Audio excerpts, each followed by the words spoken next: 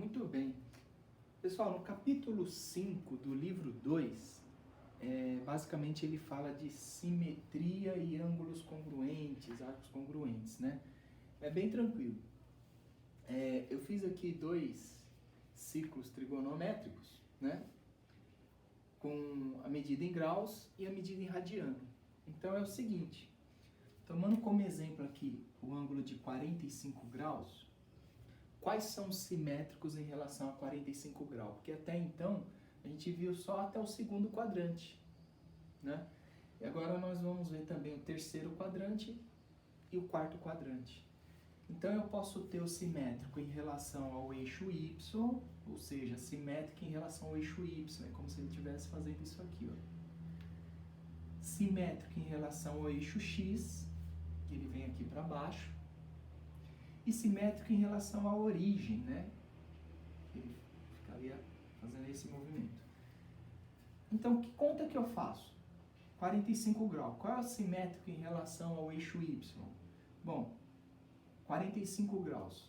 180 menos 45, 135. Então, simétrico em relação ao eixo Y é o 135 graus. Lembrando que a gente trabalha sempre com esse eixo para achar os simétricos. Em relação a 180 graus, bom, se é 45 a altura aqui, então a altura aqui tem que ser a mesma. 180 mais, agora é mais, 45, 225. Em relação ao eixo X aqui, né, o simétrico do quarto quadrante. Bom, agora eu não trabalho com 180, porque no segundo quadrante eu subtraio. No terceiro quadrante eu somo, levando em conta o 180. Aqui não, eu vou levar em conta 360. Então, se a altura aqui, né, se a abertura é 45 graus, para cá eu faço o quê? 360 menos 45, que seria o 315. Da mesma forma para radiano. Radiano é 0, π sobre 2, que é o 90, π, 180, e o 3π sobre 2, que é o 270. Então, usei o mesmo exemplo, 45 graus, só que em radiano, π sobre 4. Simétrico no segundo quadrante, em relação ao eixo Y. O que eu faço? Eu vou subtrair π de π sobre 4. Ó, π menos π sobre 4. Faço MMC, tal, 4 menos 1, 3π sobre 4. Simétrico em relação ao eixo X, ou seja, no terceiro quadrante. Então, eu vou somar π mais π sobre 4. π mais π sobre 4, 4 por 1, 4, mais 1, 5, 5π sobre 4. E o simétrico em relação ao eixo X aqui, né? Y, origem, e agora eixo X, o quarto quadrante. Eu vou subtrair 2π de π sobre 4. 2π menos π sobre 4, 4 por 1, 4 vezes 2, 8, 8 menos 1, 7π sobre 4. Então, a simetria é isso. Tanto em grau como em radiano, né? Eu tenho simétrica em relação ao eixo Y, no segundo quadrante. Eu pego 180 e subtraio da altura, subtraio do ângulo. Em relação à origem, eu tenho no terceiro quadrante, o que eu vou fazer? 180 mais o ângulo.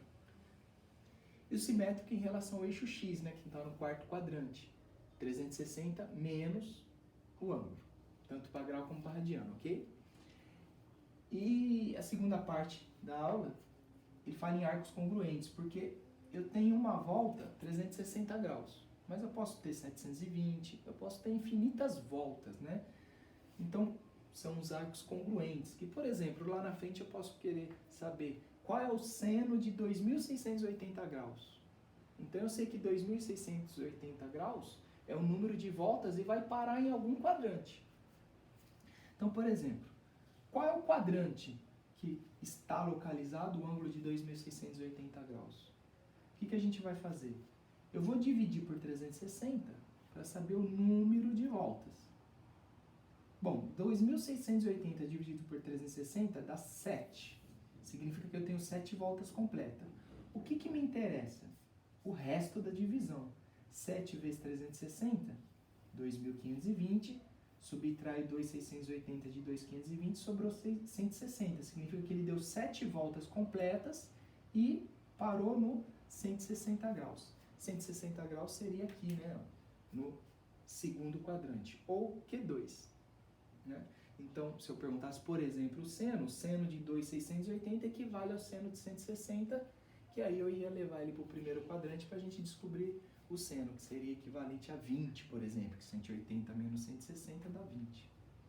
Da mesma forma, se o arco for em radiano, a dica que eu dou, pega esse arco, transforma para grau, que é só colocar o 180 no lugar do π, e faz a divisão da mesma forma, ok? É isso.